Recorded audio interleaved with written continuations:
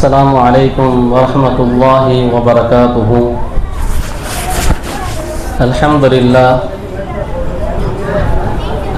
لله رب العالمين، نحمده ونستعينه ونستغفره ونؤمن به ونتوكل عليه، ونعوذ بالله من شرور أنفسنا ومن سيئات أعمالنا. من يهده الله فلا مضل له ومن يضلل فلا هادي له، وأشهد أن لا إله إلا الله وحده لا شريك له، وأشهد أن سيدنا محمدا عبده ورسوله صلى الله عليه وعلى آله وصحبه وسلم. أما بعد، قال الله عز وجل في القرآن العظيم والفرقان المجيد: أعوذ بالله من الشيطان الرجيم، بسم الله الرحمن الرحيم. لقد رضي الله عن المؤمنين إذ يبايعونك تحت الشجرة فعلم ما في قلوبهم فأنزل السكينة عليهم وأثابهم فتحا قريبا. صدق الله العلي العظيم. سبحانك لا علم لنا إلا ما علمتنا إنك أنت العليم الحكيم. اللهم ألهمني رشدي وأعذني من شر نفسي. اللهم صل على محمد، اللهم صل عليه وسلم. எல்லா புகழும் ஏக இறைவனாகிய அல்லாஹ் ஜல்லஷானு தஆலா அவனுக்கே உரித்தாகட்டுமாக. அவனது அன்பும் அருளும் நபிகள் நாயகம் முஹம்மது ரசூலுல்லாஹி ஸல்லல்லாஹு அலைஹி வஸல்லம் அன்னவர்களின் மீதும் அவர்களின் பரிசுத்த குடும்பத்தாரின் மீதும் அவர்களின் வாழ்க்கை வழிமுறைகளை தங்கள் வாழ்வின் லட்சியமாக கொண்டு வாழ்ந்து மறைந்த தோழர்களின் மீதும் அன்னவர்களின் சுன்னத்தான வாழ்க்கை வழிமுறைகளை பின்பற்றி வாழக்கூடிய அத்துணை முஃமினின் மீதும் அல்லாஹ்வுடைய அன்பும் அருளும் என்றென்றும் வந்து சேரட்டுமாக. எல்லாம் வல்ல அல்லாஹு தஆலா நாம் முன்னால் செய்த அனைத்து குற்றம் குறைகளை மன்னித்து மறைத்து நாம் வாழும் காலங்களிலே ஆரோக்கியத்தை வழங்கி ரப்புடைய கட்டளையை பின்பற்றி வாழக்கூடிய நல்ல நசீபையும் பாக்கியத்தையும் வல்ல அல்லாஹ் நமக்கெல்லாம் வழங்குவானாக. சிங்கைக்குரிய அல்லாஹ்வின் நல்லடியார்களே, மரியாதைக்குரிய தாய்மார்களே, அல்லாஹுடைய மகத்தான கருணையினால் அல்லாஹுடைய தூதர் முஹம்மது ரசூலுல்லாஹி ஸல்லல்லாஹு அலைஹி வஸல்லம் பிறந்த மாதத்திலே, இந்த மாதத்திலே அவர்களுடைய வாழ்க்கை வழிமுறைகளை இந்த முஃமின்களுக்கு முன்மாதிரியும் உண்டு, பாடங்களும் படிப்பணிகளும் உண்டு என்ற அடிப்படையிலே தொடர்ச்சியாக ஒவ்வொரு நாளும் நாயகம் சார்ந்த ஒரு செய்தியை நாம் கேட்டு வருகின்றோம். அந்த அடிப்படையில் இன்றைய தினம் சமாதானத்தின் நாயகர் ரசூலுல்லாஹி ஸல்லல்லாஹு அலைஹி வஸல்லம் அவர்களுடைய ஹுதைபியா என்று சொல்லக்கூடிய அந்த நிகழ்வு சம்பந்தமாக என்று பார்த்திருக்கின்றோம். சங்கையானவர்களே, உலகத்திலே உச்சகட்டமான உயர் பதவியில் இருக்கக்கூடியவர்கள் அத்துணை நபர்களும் தன்னுடைய கட்டுப்பாட்டு கீழாக தன்னுடைய மக்கள் இருக்க வேண்டும். எக்காலத்திலும் எப்பொழுதிலும் எந்த நேரத்திலும் நாம் யாருக்கும் பணிந்து போகக்கூடாது என்ற ஒரு நடைமுறை உண்டு. அல்லாஹ்வுடைய தூதர் ரசூலுல்லாஹி ஸல்லல்லாஹு அலைஹி வஸல்லம் அவர்கள் இதற்கு நேர் மாற்றமாக சில நேரங்களிலே அவர்கள் சில நேரங்களில் அல்ல பல நேரங்களிலே விட்டு கொடுத்து வாழ வேண்டும் என்ற அந்த தத்துவத்தை சொன்னதோடு அதை நடைமுறைப்படுத்தி மகத்தான வெற்றி கண்டார்கள். சரியானவர்களே, குடும்ப உறவுகளிலே பிளவுகளுக்குண்டான காரணிகளை நாம் பார்க்கும் பொழுது அது பெரிய ஒரு காரணமாக இருக்காது. இன்றெல்லாம் அற்பமான சிறிய காரணங்களுக்காக வேண்டி அந்த மன வாழ்க்கை பிரிவுக்குள்ளாக்கப்பட்டு அவருடைய பிள்ளைகளுடைய எதிர்காலம் நிர்கதியாக, அனாதைகளாக, பராமரிக்கப்படாத பிள்ளைகளாக விடப்படக்கூடிய சூழ்நிலைகளை பார்க்கின்றோம். கணவன் மனைவியாக வாழக்கூடியவர்கள் மத்தியிலே ஏற்படக்கூடிய சிறிய பிணக்குகள், அற்ப காரணங்கள், விட்டு கொடுக்காத அந்த தன்மைதான் எதிர்கால சந்ததியை கேள்விக்குள்ளாகக்கூடிய சந்ததிகளாக ஆகக்கூடிய நிலைகளை பார்க்கின்றோம். நாடு முழுவதும் தன்னுடைய கட்டுப்பாட்டு கீழாக இருக்க வேண்டும் என்று ஒருவர் எண்ணுவதுதான் சின்னஞ்சிறிய நாடுகளும் கூட அது மிகப்பெரிய உயிர் சேதத்திற்கும் பொருள் சேதத்திற்கும் தள்ளப்படக்கூடிய சூழ்நிலைகளை பார்க்கின்றோம். சங்கையானவர்களே, அந்த அடிப்படையில் சமாதானம் என்பது அது இந்த மார்க்கம் ஒரு முஸ்லீம் பிற முஸ்லீமை சந்திக்கும் பொழுது முஹம்மது என்று சொல்லக்கூடிய அஸ்ஸலாமு அலைக்கும் என்று சொல்லக்கூடிய வார்த்தையிலே உங்கள் மீது அல்லாஹ்வுடைய நிம்மதியும் சாந்தியும் சமாதானமும் உண்டாகட்டுமா என்ற அந்த பிரார்த்தனையை இஸ்லாமிய மார்க்கம் நமக்கு கற்றுத் தந்திருக்கின்றது. அந்த அடிப்படையில் ரசூல் ஸல்லல்லாஹு அலைஹி வஸல்லம் வாழ்க்கையிலே மறக்க முடியாத, அதே நேரத்தில் இன்னும் உம்மத்து மறக்க கூடாத பல பாடங்களையும் படிப்பினைகளையும் சுமந்து இருக்கின்ற ஹுதைபியா என்று சொல்லக்கூடிய அந்த நிகழ்வு வரலாற்றிலே மகத்தான நிகழ்வு. சங்கையானவர்களே, ஹுதைபியாவுக்கு முன்னதாக ரசூலுல்லாஹி ஸல்லல்லாஹு அலைஹி வஸல்லம் அவர்கள் தன்னுடைய சொந்த இருப்பிடமான பிறப்பிடமான மக்கமா நகரை விட்டும் வெளியேற்றப்படுகின்றார்கள். வெளியேற்றப்பட்ட அந்த காலகட்டத்திலே முதலிலே எந்த விதமான பயிற்சிகளும் இன்றி நோன்பு கடமையான காலகட்டத்திலே முதல் யுத்தத்தை சந்திக்கின்றார்கள். நிராகரிப்பாளர்கள் 1000 பேர் பலமான ஆயுதத்துடன் எதிரணியிலே நிற்கின்றார்கள். ரசூல் ஸல்லல்லாஹு அலைஹி வஸல்லம் அந்த படை நாயகம் உட்பட எந்த விதமான பயிற்சிகளும் இன்றி, எந்த விதமான பலமான ஆயுதங்களும் இன்றி வெறும் 300 சொச்சம் நபர்களை கொண்டு 1000 பேர்களை எதிர்த்து நின்றார்கள். அல்லாஹ் மகத்தான வெற்றியை வழங்கினான். ஹிஜ்ரி 2 நடந்த யுத்தம். இரண்டாவதாக ஹிஜ்ரி 3ஆம் ஆண்டு நடந்த யுத்தம் உஹது. 3000 பேர்கள் நிராகரிப்பாளர்கள், சொற்பமான நபர்கள், முஸ்லீம்கள் எதிர்க்கு எதிராக போர் செய்ததிலே வெற்றியா தோல்வியா என்று முடிவு காணாத நிலையிலே உண்டான ஒரு யுத்தம் ஹிஜ்ரி 3 நடந்தது. 4ஆம் ஆண்டு மதீனாவுடைய எல்லையை சுற்றி பாதுகாப்பதற்காக வேண்டி அஹஸாப் என்று சொல்லக்கூடிய, ஹந்தக் என்று சொல்லக்கூடிய ஊருடைய எல்லையை சுற்றி மிகப்பெரிய அகழ் வெற்றி, குழியை வெட்டி மக்களை பாதுகாத்து மட்டுமல்ல, நிராகரிப்பாளர்கள் எதிரிகள் 10,000 நபர்கள். இது அல்லாமல் ரசூல் ஸல்லல்லாஹு அலைஹி வஸல்லம் வாழக்கூடிய இந்த மதீனா நகரிலே நயவஞ்சகத்துடைய குணம் கொண்ட இரட்டை வேடம் போடக்கூடிய அவர்களுடைய அந்த சூழ்ச்சியின் காரணமாகவும் எதிரிகள் 10,000 பேர் இருக்கக்கூடிய சூழ்நிலையிலே அல்லாஹ் அஹஸாப் என்று சொல்லக்கூடிய அந்த யுத்தத்திலே மகத்தான வெற்றியை முஸ்லிம்களுக்கு வழங்கினான். இப்படி ஒரு 5 ஆண்டுக்குள்ள, ஹிஜ்ரி 5 ஆண்டுக்குள்ளாக ஒரு 4-5 யுத்தங்களை சந்தித்தார்கள். 6ஆவதாக ஹிஜ்ரி 6ஆம் ஆண்டு இப்போ ரசூல் ஸல்லல்லாஹு அலைஹி வஸல்லம் அவர்களுக்கு ஒரு கனவு காணுகின்றார்கள். என்ன கனவு?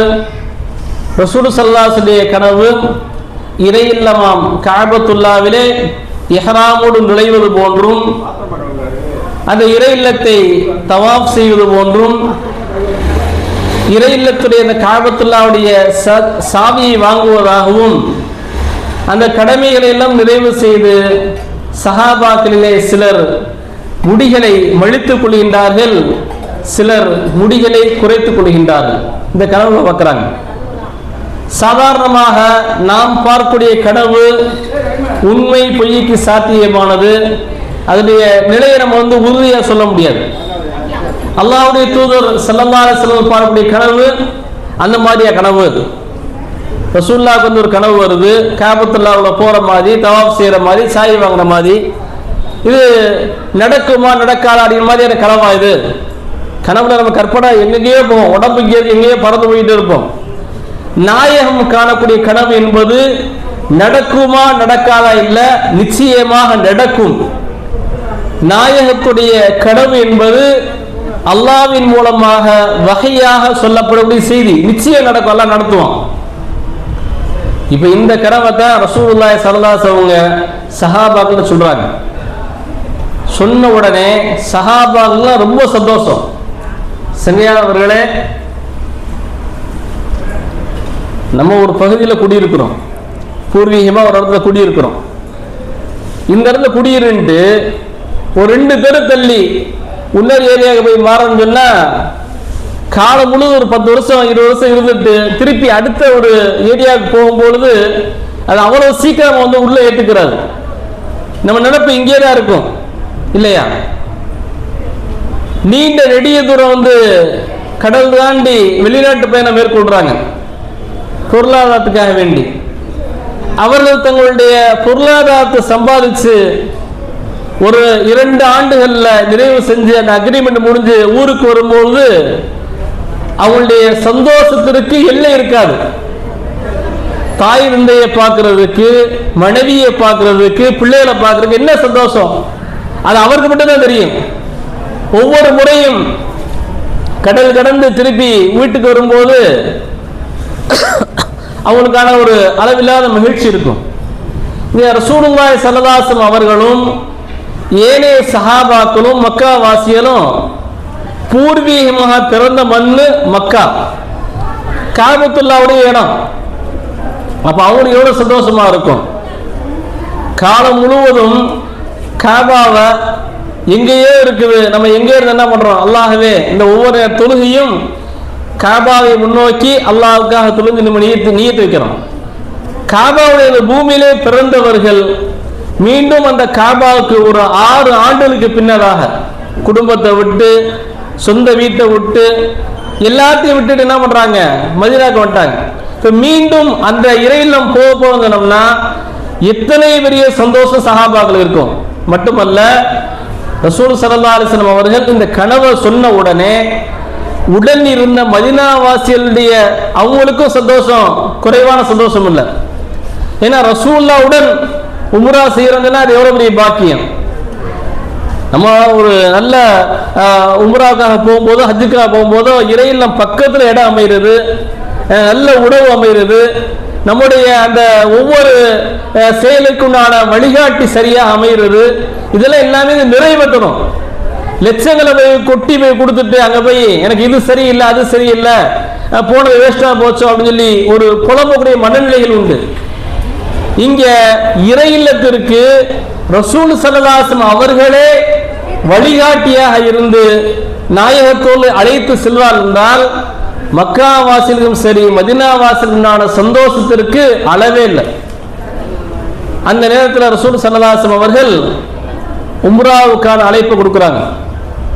சஹாபாக்கிட்ட உம்ராவுக்கான அழைப்பு கொடுக்குறாங்க. கிட்டத்தட்ட வரலாறுல சொல்லப்படுது, ஹிஜ்ரி 6ஆம் ஆண்டு அந்த பயணத்தை மேற்கொள்றாங்க. ரசூலுல்லாஹ் கனவு கண்டு ஹிஜ்ரி 6ஆம் ஆண்டு துல்காஅதா மாதத்தில் கிளம்புறாங்க. அந்த அழைப்பு கொடுத்த உடனே 1400 அல்லது 1500 சஹாபாக்கள் தயாராகிறாங்க உம்ராவுக்காக வேண்டி. இன்னும் மதீனாவை சுற்றி உள்ள இன்னும் சில அரபுகள், கிராமத்தில் புறத்தில் இருக்கக்கூடிய சில அரபுகள் நாயகத்தோடு அந்த உம்ரா பயணம் வர்றதுக்கு பின்தங்குறாங்க. என்ன காரணம் என்றால், தொடர்ச்சியா ஒரு 5 ஆண்டுகள்ல நம்ம மக்காவாசியோட போர் செஞ்சுட்டே இருக்கிறோம். குறைஷியல் போர் செய்யறதுல ரொம்ப ஆர்வமா இருக்காங்க. இனியும் நாம் போர் செய்ய வேணாம், நம்முடைய பொருளையும் குடும்பங்களையும் இருப்பிடங்களையும் பாதுகாக்க வேண்டும் என்பதற்காக வேண்டி அவங்க பின்தங்கிட்டாங்க.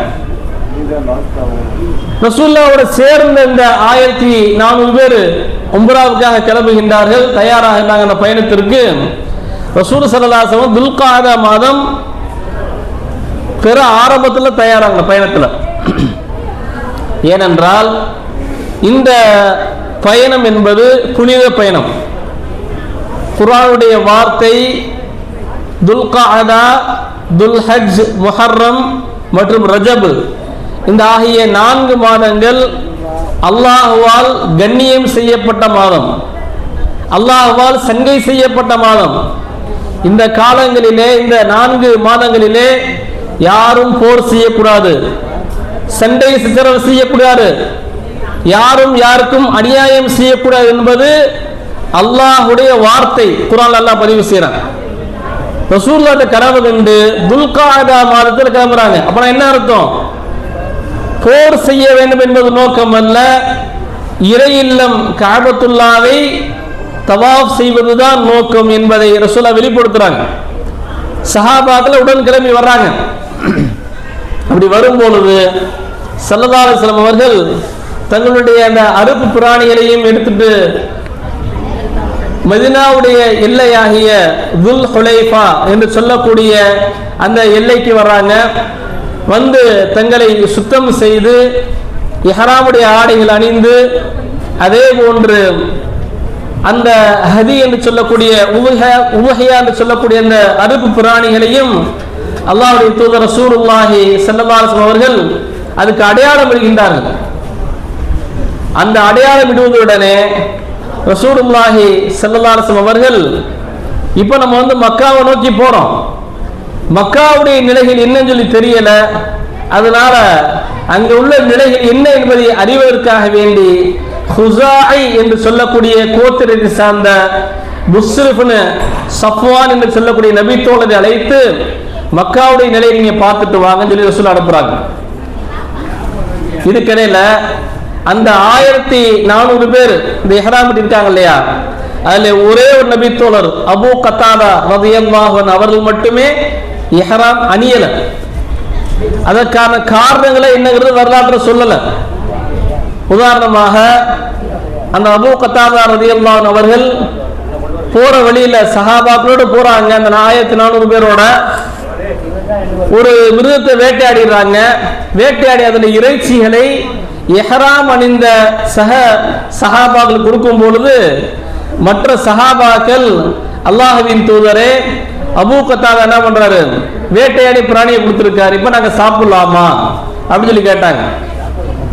ரசூலுல்லாஹ் கேட்டாங்க, இஹ்ராம் அணிந்தவர் எந்த புற்பூண்டுகளையும் எடுக்கக்கூடாது, சிறிய பூச்சிகளோடு கொன்றக்கூடாது, ஆயுதங்கள் ஏந்தக்கூடாதுன்னு சொல்லி மார்க்க சட்டம் உண்டு. இப்ப ரசூலுல்லாஹ் சொன்னாங்க, அபூ கத்தாதா வேட்டையாடினார் இல்லையா, அவரை வேட்டையாட நீங்க சொன்னீங்களா கேட்டாங்க. இல்ல. அபூ கத்தாதா வேட்டையாடுவதற்கு ஏதாவது சொல்லாட்டாலும் செய்கை மூலமா நீங்க ஏதாவது செஞ்சீங்களா, அதை பார்வை சொல்லி காட்டினீங்களா, கையை காட்டினீங்களா அப்படின்னாங்க. இல்லைன்னாங்க.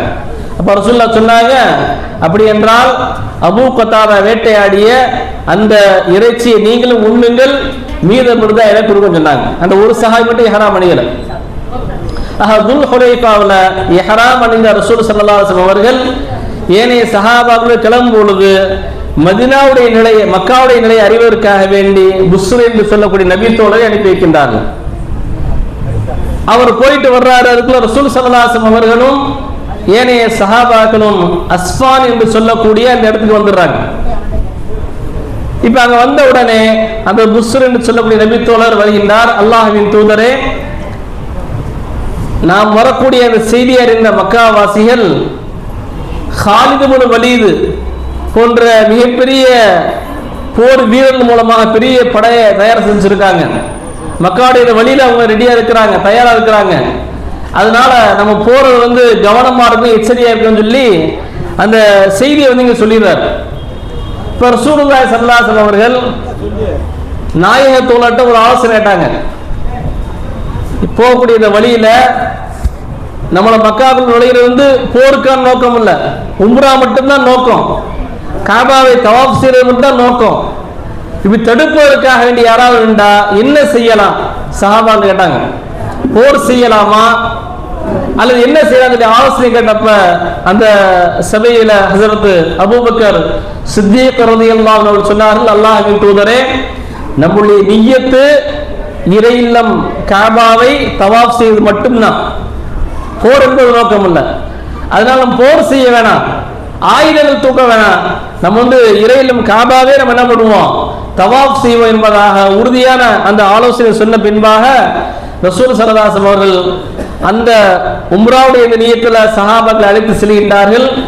வரலாற்று இந்த குறிப்புல ஒரு கட்டத்துல காலித் இப்னு வலீத் இஸ்லாத்தை ஏற்காத சூழ்நிலையில நாயகம் போகக்கூடிய வழியில ரசூல் ஸல்லல்லாஹு அலைஹி வஸல்லம் அவர்களும் சஹாபாக்களும் பார்க்கக்கூடிய தூரத்துல 200 வீரர்களோடு என்ன பண்றாரு, படை எடுத்து வச்சிருக்காரு. ஒரு லுஹருடைய தொழுகையுடைய நேரம், ரசூலுல்லாஹ் லுஹர் தொழுகிறாங்க, தொழுவிக்கிறாங்க, எல்லா சஹாபாவும் தொழுதுறாங்க. இப்போ அந்த சஹாபி நினைக்க அவரு காலித் இப்னு வலீத் முஸ்லிமா இல்லையா, அவரு பாக்குறாரு, இவர்கள் தொழுகையில இருக்கும் போது நம்ம தாக்கி இருந்திருக்கலாமே, ருக்கூல இருக்காங்க, சுஜூதுல இருக்கிறாங்க, நெற்றியை கீழே வைக்கிறாங்க, இந்த நேரத்தில் நம்ம தாக்கினா பெரிய சேவை ஏற்பட்டிருக்குமே சொல்லி நினைச்சு என்ன பண்றாரு, சேர்ந்த லுஹருடைய இந்த மதிய நேரத்தில் போயிடுச்சு லுஹர், இனி அசர்ல என்ன பண்ணுவாங்க, தொழுவாங்க இல்லையா, அப்புறமா தாக்கிடுவோம் தயாராக்குறாரு. அதற்குள்ள அல்லாஹ் தஆலா அந்த இறை செய்தியை ரசூலுல்லாஹ் கொடுத்து அந்த வழியிலேயே ஸலாத்துல் ஹௌஃப், அச்சமான நேரத்திலே தொழுகக்கூடிய தொழுகை முறையை அல்லாஹ் தஆலா வஹீயின் மூலமா அறிவிச்சார். தொழுக எல்லா காலத்திலும் முஃமின் மீது கடமை. தொழுகும் போது என்ன பண்ணுவாங்க, அச்சமான போருடைய காலத்துல ஒரு கூட்டம் தொழுகையில் நிற்பாங்க, ஒரு கூட்டம் பாதுகாப்புல இருக்கும், ஒரு கூட்டம் ஒரு ரக்காயத்தை முடிக்கும், இவர்கள் பாதுகாப்பு போவாங்க, பாதுகாப்பு தொழுகைக்கு வருவாங்க. இப்படியான ஒரு தொழுகை முறை அல்லாஹ் தஆலா அச்சமான பதட்டமான சூழ்நிலையிலையும் தொழுக வேண்டும் என்று இறை வசனங்களை அல்லாஹ் தஆலா குர்ஆன்ல இறக்கிட்டார். அவர் அதை பார்த்ததுமே தோல்வியில் ஆயிட்டார். இப்போ ரசூல் ஸல்லல்லாஹு அலைஹி வஸல்லம் என்ன பண்றாங்க, அந்த தொழுகை நிறைவு செஞ்சு அஸ்ர் தொழுகை நிறைவு செஞ்சு அவர் காலித் இப்னு வலீத் எந்த வழி நிற்கிறாரோ அங்க இல்லாம வழியை மாத்துறாங்க. ரசூலுல்லாஹ் சொன்னாங்க சஹாபாக்கள்கிட்ட, மதீனாவிலிருந்து டைரக்டா மக்கா போகக்கூடிய வழியில போறோம், இந்த வழி வேணாம், இந்த வழி வேணாம், இது அல்லாமல் வேறு வழியில ஜித்தால இருந்து மக்காவுக்கு போகலாம் இல்லையா, மதீனாவில் டைரக்டா ஜித்தாவுக்கு போற மாதிரி ஏதாவது வழி ஒன்று இருக்கு, அந்த வழியை அறிந்தவர் யாராவது இருக்கிறீங்களா சொல்லி கேட்டாங்க ரசூலுல்லாஹ். ஒரு நபி தூதர் அல்லாஹ்வின் தூதரை நான் இருக்கிறேன்னு சொன்னார். இப்போ ரசூலுல்லாஹ் சொன்னாங்க, அப்பா நீங்க இந்த வழியை காட்டுங்கிறாங்க. அவர் வழிகாட்டுகின்றார், சஹாபாக்களும் போறாங்க. போகும்பொழுது அந்த வழியில உண்டான சிறப்புகளை பார்க்குறாங்க ரசூலுல்லாஹ். எல்லா சஹாபாக்களும் ஏன்னா டைரக்டா கரெக்டான வழியில போகும்போது எந்த விதமான முள்ளு கல் இது இல்லாம விட்டா அது பாட்டு போயிட்டு இருக்கும். கரடு முருடான கல்லும் பாறைகளும் நிறைந்த ஒரு கடுமையான பயணத்தை மேற்கொள்ளக்கூடிய ஒரு பாதை அது. இந்த பாதையில சஹாபாக்கள் பயணிக்கிறத பார்த்த ரசூலுல்லாஹ் சொன்னாங்க, சஹாபாக்களை உற்சாகப்படுத்துவதற்கு சொன்னாங்க, பனி இஸ்ரவேலர்கள் ஒரு வாயிலே நுழைந்தால் அல்லாஹ் மன்னிப்பேன்னு சொன்னான். குர்ஆன்ல அந்த வார்த்தை இருக்குது, உதுகுலுல் பாப சுஜ்ஜதன் வகூலு ஹித்தத்துன் நக்ஃபிர் லக்கும். பனி இஸ்ரவேலர்கள் இந்த வாசல் நுழையணும், ஒரு வார்த்தையை சொல்லுங்க, உங்களுடைய குற்றங்களை மன்னிப்பேன் என்று அல்லாஹ் சொன்ன வார்த்தை குர்ஆன்ல பதிவு செய்யப்பட்டிருக்கு. ரசூலுல்லாஹ் சொன்னாங்க சஹாபாக்கள்கிட்ட, எப்படி அந்த பனி இஸ்ரவேலர்கள் அந்த ஒரு வாசலிலே நுழையும் பொழுது அல்லாஹ் குற்றங்களை மன்னித்தானோ, அதுபோன்று இந்த பாதையிலே கரடு முரடா அந்த பாதையிலே கடந்து செல்லக்கூடியவர்கள் அத்தனை நபர்களுடைய குற்றங்களையும் அல்லாஹ் மன்னிப்பான் என்ற ஒரு வாசகத்தை சொன்னார்கள். ஒரே ஒரு நபரை தவிர, ஒரே ஒரு நபர் யாரு வரலாறு சொல்லப்படுது, சிகப்பு ஒட்டகை வைத்திருக்கக்கூடிய ஒரு நபரை தவிர. யார் சிகப்பு நிற ஒட்டகம் வச்சிருந்தா, இந்த பயணத்தில் வரும்பொழுது ஒருத்தர் சிகப்பு நிற ஒட்டகம் வச்சிருந்தார்.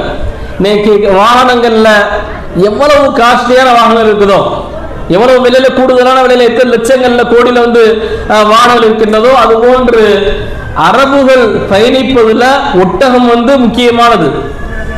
அதுலயும் சிகப்பு ஒட்டகைங்கிறது ரொம்ப முக்கியத்துவம் வாய்ந்தது. ரசூலுல்லாஹ் தான் சொல்லுவாங்க, ஒரு செய்தியை உம்மத்துக்கு சொல்லுவாங்க, உங்களுக்கு இந்த நான் செய்தியை சொல்றேன், இதை நீங்க பின்பற்றுவது உங்களுக்கு சிகப்பு நிற ஒட்டகை கிடைப்பதை விட இது சிறந்த சொல்லுவாங்க.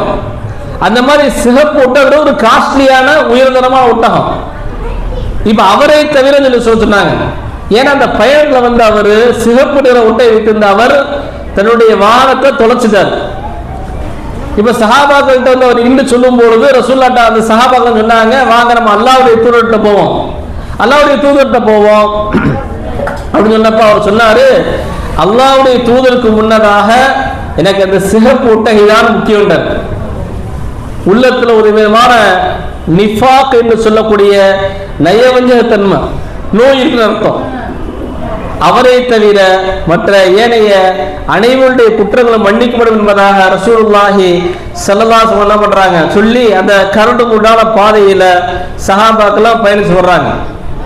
அப்படி வரும்போது கிட்டத்தட்ட ஹுதைபியாவுக்கு முன்னதாக ஹுதைபியா என்று சொல்லக்கூடிய அந்த இடத்துக்கு நெருக்கமாக வரும் பொழுது ரசூல் ஸல்லல்லாஹு அலைஹி வஸல்லம் ஒட்டகை அது என்ன பண்ணுது, அப்படியே மண்டிடுது.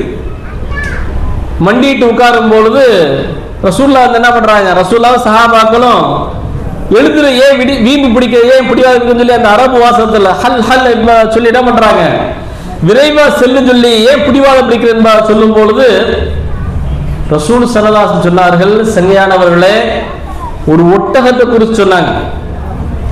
ரசூல் ஸல்லல்லாஹு அலைஹி வஸல்லம் தனக்கென்று ஒரு ஒட்டகம் வச்சுட்டாங்க, கஸ்வாவுக்கு பேரு. என்னுடைய கஸ்வா பிடிவாதம் பிடிக்கக்கூடியது அல்ல. ஒரு ஒட்டகத்துடைய கண்ணியத்தை ரசூலுல்லாஹ் பாதுகாத்தாங்க, ஒரு ஒட்டகத்துடைய கண்ணியத்தை பாதுகாத்தாங்க. என்னுடைய கஸ்வா இருக்கே அது பிடிவாதம் பிடிக்கக்கூடிய குணம் அல்ல. எந்த இடத்துல எந்த எல்லையில அல்லாஹ் தஆலா அஸ்ஹாபுல் ஃபீல் என்று சொல்லக்கூடிய யானை படையை தடுத்து நிறுத்தினானோ அதே அல்லாஹ் தான் என்னுடைய இந்த கஸ்வாவையும் தடுத்து நிறுத்தினான் அப்படின்னு சொல்லி சொன்னாங்க. ஒரு ஒட்டகத்து கூட அதனுடைய கண்ணியத்தை ரசூலுல்லாஹ் பாதுகாத்தாங்க. சங்கையானவர்களே, மனிதர்கள் சக மனிதர்களுக்கு உண்டான கண்ணியத்தையும் மரியாதையும் பாதுகாக்க வேண்டும் என்பதை ரசூலுல்லாஹ் சொல்லி கொடுத்தாங்க. ரசூலுல்லாஹ் சொன்னாங்க, காபத்துல்லாஹ் பார்த்து சொன்னாங்க, காபத்துல்லாஹ் பார்த்து சொன்னாங்க, காபாவே நீ எவ்வளவு மனமானது, நீ எவ்வளவு தூய்மையானது ரசூலுல்லாஹ் சொன்னாங்க. அந்த காபத்துல்லாஹ் பார்த்தே நன்மை சொன்னாங்க, காபா பார்த்து நீ எவ்வளவு மனமானது உயர்வானது, ஆனால் உன்னுடைய கண்ணியத்தை விட முஃமினுடைய கண்ணியம் அல்லாஹ்விடத்திலே மகத்தானது. உன்னுடைய கண்ணியத்தை விட அல்லாஹ்விடத்துல முஃமினுடைய கண்ணியம் மகத்தானது அப்படின்னு சொல்லி என்ன பண்ணாங்க, காபாவை விட முஃமினுடைய கண்ணியம் சொல்லி சொன்னாங்க. மட்டுமல்ல, ஒரு முஸ்லீம் சக முஸ்லீம எந்த விதத்திலையும் கேவலப்படுத்தக்கூடாது, அவருடைய குற்றங்களை குத்தி குத்தி காட்டி என்ன பண்ணக்கூடாது, அவர் நோவினைப்படுத்தக்கூடாது. தவறு செய்யும் போது திருத்தணும், திருந்த பின்னாடி குத்தி காட்டக்கூடிய அந்த குணம் இருக்கக்கூடாது என்பதை மார்க்கம் சொல்லுது. ஒருத்தர் தவறு செஞ்சுட்டாங்கிறக்காண்டி ஆனா பொதுவெளியில அசிங்கப்படுத்துறது, இந்த மாதிரியான குணங்களை என்ன பண்றாங்க ரசூலுல்லாஹ் இப்படி செய்யக்கூடாதுன்னு சொன்னாங்க. அடுத்தபடியா அந்த பயணத்தை ஆரம்பிக்கும் பொழுது அந்த ஹுதைபியா நெருக்கத்துல அந்த ஒட்ட அடுத்து பயணிக்குது. ஹுதைபியா இடம் வந்த பின்பாக இப்ப சஹாபாக்களும் எல்லாரும் இந்த ஓய்வு எடுக்கிறாங்க. ஓய்வு எடுக்கும் பொழுது ரசூல் ஸல்லல்லாஹு அலைஹி வஸல்லம் நெருங்கி உணர்ந்த அவர்கள் இந்த காலித் பின் வலீத் ரலியல்லாஹு அன்ஹு என்ன பண்றாங்க, அவங்க சாதி ஆக்குறதுக்கு முன்னாடி என்ன பண்றாங்க, ரசூலுல்லாஹ் தாக்க வந்திருக்காங்க. வேறுள்ள ரசூல் வந்த பின்னாடி இப்ப காலித் பின் வலீத் அவர்கள் நேரா மக்காவை என்ன பண்றாரு, அவங்களுமே எச்சரிக்கை கேட்கிறாரு, முகமதும் அவருடைய தோழர்களும் வேற வழியில வர்றாங்க, எச்சரிக்கையாங்கன்னு சொல்லி. இப்ப குறைஷ் அவர்களும் என்ன பண்றாங்க, குறைஷ் குலத்தார்களும் படையை தயார் செய்யணும்னு சொல்லி ஆலோசனை செஞ்சுட்டு இருக்காங்க. இந்த சூழ்நிலையில குறைஷுடைய பகுதியில வாழக்கூடிய குறைஷல்ல அவர்களோடு சேர்ந்து அவருடைய பகுதியில வாழக்கூடிய ஒரு நபர், ஒரு கிளையார், பல குடும்பத்தான கிளையார்லாம் இருக்கிறாங்க. அதுல ஒரு கிளையார் ஹுஸா என்று சொல்லக்கூடிய கோத்திரத்தை சார்ந்த ஹுதைல் இப்னு வரகா என்று சொல்லக்கூடிய ஒரு நபர் என்ன பண்றாரு, நான் போய் என்ன பார்த்துட்டு வரேன்னு சொல்லி குறைஷில் அனுமதி கேட்டு வர்றார், ரசூலுல்லாஹ் கிட்ட வர்றார். அதற்கு முன்னதாக ரசூல் ஸல்லல்லாஹு அலைஹி வஸல்லம் அவர்கள் அந்த ஹுதைபியா தங்கி இருக்கும் பொழுது அந்த இரவு பொழுது ஒரு கிணறுக்கு அருகாமையில் தங்கி இருக்கிறாங்க. வந்த 1400 சஹாபாக்களும் தன்னுடைய தேவைக்காக தண்ணீரை புழங்குறாங்க. கிணற்றுல தண்ணீர் வெற்றி போச்சு. ரசூலுல்லாஹ்ட்ட முறையிட்டாங்க. ரசூல் ஸல்லல்லாஹு அலைஹி வஸல்லம் அவர்கள் தன்னுடைய அம்பு கூடிலிருந்து ஒரு அம்பை எடுத்தார்கள். ரசூலுல்லாஹ் தன்னுடைய முபாரக்கான கரத்தினால் அதை கொடுத்து நீங்க அந்த நீரூற்றுல வைக்கிட்டாங்க. அது வைக்கப்பட்டது, அந்த அம்பு வைக்கப்பட்டது. தண்ணி போதுகிற அளவுக்கு பொங்கி வந்துச்சு. எல்லா மக்களும் நிறைவாக அவங்களுக்கு தேவையான அளவுக்கு தண்ணீர் வந்து நம்ம பயன்படுத்தினாங்க. இந்த சூழ்நிலையில ஹுதைல் இப்னு வரக்கா என்று சொல்லக்கூடிய அந்த நபர் என்ன பண்றாரு, நேரா ரசூலுல்லாஹ் நோக்கி வர்றாரு. வந்த உடனே சொன்னாரு, முகமது அவர்களே, இந்த சூழ்நிலையில உங்களை தாக்குறதுக்காக வேண்டி